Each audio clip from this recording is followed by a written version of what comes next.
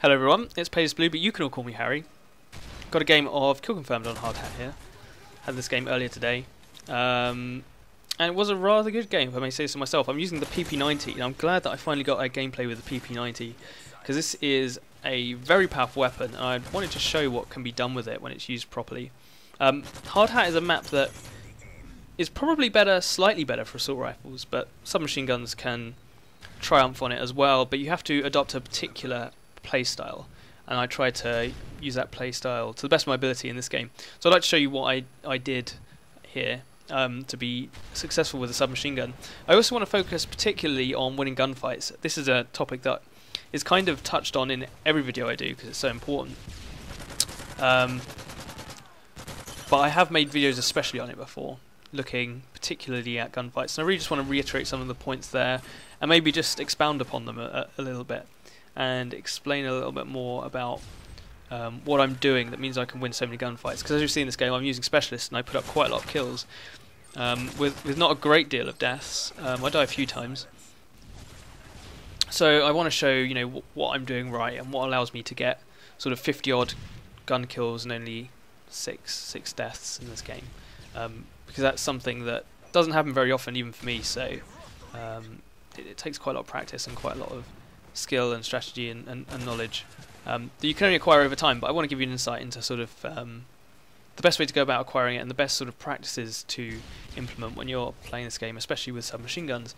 So as you can see, I've picked up a few deaths early on. That's an easy kill down the tunnel there. He's not looking at me. I would recommend you never go down that tunnel. That's always a bad idea. Here I get completely screwed over because I drop shot that guy, pick up the easy kill, and then he spawns. That's him spawning there. And he ends up right behind some cover and just is able to shoot me straight away. So I was unlucky there. That person who I just killed there was running, and running is never a good idea when you're going into gunfights, because it takes time to stop running and then time to start shooting. There's a delay between stopping running and starting shooting, as I've mentioned in the past.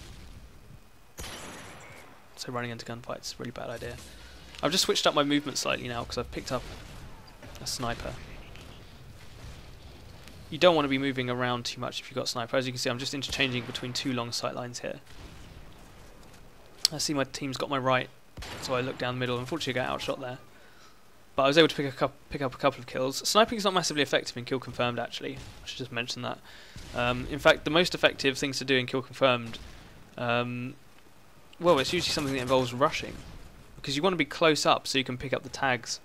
If you're playing competitive Kill Confirmed, i.e. you're playing with a team of sort of 3 other people, you can implement more complex strategies. But if you're going into public matches and you really want to win games of Kill Confirmed, it's advisable that you use submachine guns so that it's, you're already up close and it's not too much of a hassle to pick up tags. Although actually interestingly we do lose this game, in spite of the amount of kills that I put up.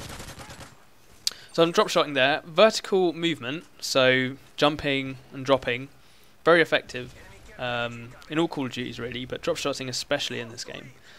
You also see that I strafe. In pretty much every kill that I get here, you'll see me either jumping or dropping, and if neither of those, then I'll be strafing left or right. As you can see there, I strafed right and then moved back left. All of those are just efforts to throw off the other person's aim. Usually you can adjust your own. If you know you're going to strafe to the left, you can compensate and aim a bit to the right. This one I believe I'd drop. It's very hard to categorically say, right, this is the right time to jump, this is the right instance in which to drop. It's something you get a feel for, and in fact different players will make different decisions. I know some players who drop shot all of the time. I drop shot some of the time, as you can see. That's a good gunfight that I won there. He had the ascendancy, he had the higher ground there, so I knew I couldn't really take him head on. So I jumped to the side where he couldn't shoot me from head on, and he popped out. He wasn't behind any cover and I was lying on the floor, so I actually gained myself the ascendancy in that gunfight, which enabled me to win it. Picking more people out of spawn here, I've just heard them spawn. Sitrep Pro again, doing a lot of work for me. Highly recommend that. If you haven't tried it, definitely try it. Such a good third perk. PP90, incredibly powerful from the hip. Great up close, so no worries about winning these gunfights. As you can see there, I went down the sights, but I strafed while I was down my sights.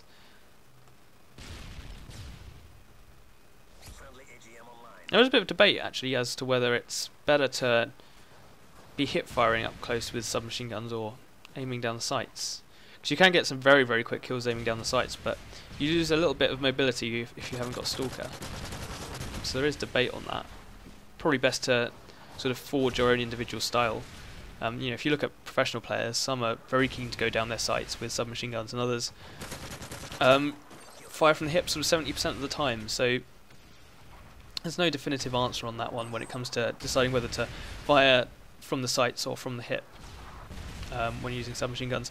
As you can see, these hills, I just took a minute to pause at the bottom of those hills, because if somebody appears at the top of them and you're moving up them, you can be in a lot of trouble. Unless you're sort of near the top of the hill and you're sort of looking over the crest, then it can be quite an effective position. Anyway, I see that guy denies my kill, so I'm able to just pop over and take him out.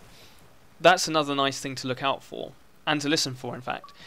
If people are picking up tags, you can hear it, the enemy team picking up tags.